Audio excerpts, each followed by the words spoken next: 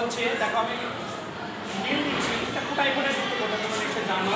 দেখো এক ফোঁটা দেওয়াতে দেখো তার কালারটা কীভাবে চেঞ্জ হচ্ছে, কি হচ্ছে একটা সুন্দর কালার আসছে না।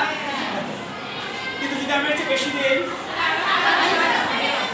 এই কালারটা কি আর গাঢ় হয়ে যাবে না, এখন থেকে হালকা আছে, হালকা নীল আছে না। আচ্ছা যদি আমরা একটু আরেকটু দিয়ে দিই, দেখো এখন কি অবস্থাটা হয়ে যাচ্ছে,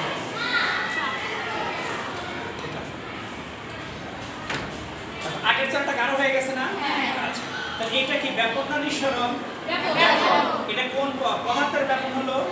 তরলের সাথে তরলের ব্যাপন হলো। এখানে তরলের সাথে তরলের ব্যাপন হয়েছে। আমরা কিন্তু পারফিউম দিয়ে দেখিয়েছিলাম যে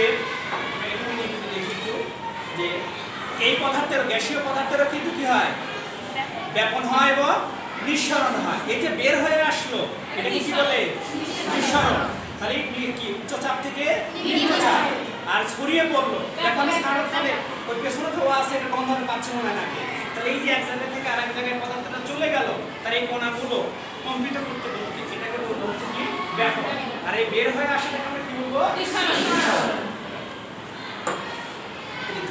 তো প্রিয় শিক্ষার্থী, আমাদের বায়ু দূষণের অংশ ছিল একটি পাঠের মধ্যে গুরুত্বপূর্ণ একটি ব্যবহারিক অংশ ছিল।